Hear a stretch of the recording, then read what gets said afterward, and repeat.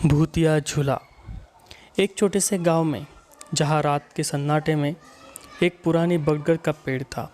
उस पेड़ से लटका एक लकड़ी का झूला जिसे गांव वाले भूतिया झूला कहते थे कि रात को वो झूला अपने आप हिलता था और जो भी उस पर बैठता वह फिर कभी गांव में नहीं दिखा जाता। रमेश एक नया गांव में लड़का आया था। इन बातों पर अंधविश्वास मानता था। वह शहर से पढ़ाई के लिए गांव में आया था और गांव की इन कहानियों पर हंसता था।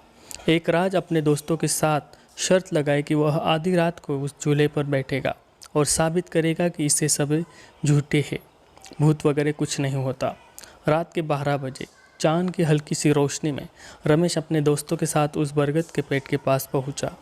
हवा ठंडी थी और पेड़ की शाखाएं हवा में डरा रही थी और डरावने आवाज़ भी आ रहे थे।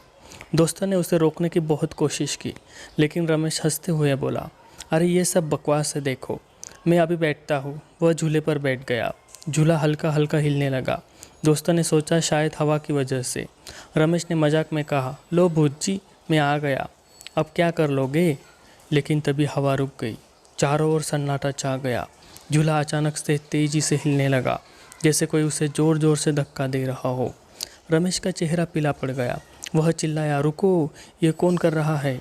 लेकिन दोस्तों ने देखा कि वह कोई नहीं था।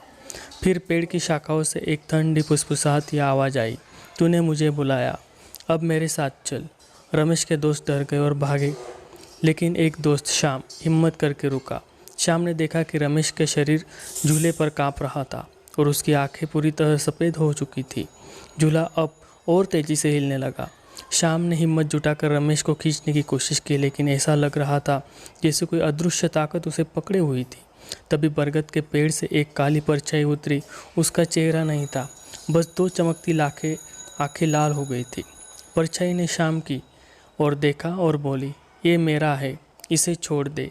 श्याम ने डरते हुए गांव के मंदिर में रखा हनुमान चालीसा का जाप कर रहा था, जो उसकी माँ ने उसे सिखाया था। जैसे ही उसने भूत पिशाच निकट नहीं आवे पढ़ना शुरू किया, वह परछाई चीखने लगी। झूला धीमा हो गया और रमेश बेहोश होकर नीचे गिर पड़ा। श्याम ने उसे उठाया और गांव की ओर भागा। गांव वालों ने रमेश में होश लाने की कोशिश की। पंडित जी को बुलाया गया। पंडित जी ने बताया कि उस झूले पर एक चुड़ैल का साया है, जो सालों पहले उसी पेड़ पर मारी गई थी। वह हर उस इंसान को शिकार बनाती है जो उस झूले पर बैठता है। रमेश तो बच गया, लेकिन उसकी आंखों में हमेशा के लिए एक डर वहाँ पर बैस गया। वह फिर कभी उस बरगद के पेड़ के पास नहीं गया। गांव वालों ने उस जगह को बंद कर दिया, लेकिन आज भी कुछ लोग कहते हैं कि रात में वहाँ से गुजरने वालों को झूले की चमराहट और एक औरत की हंसी सुनाई देती है।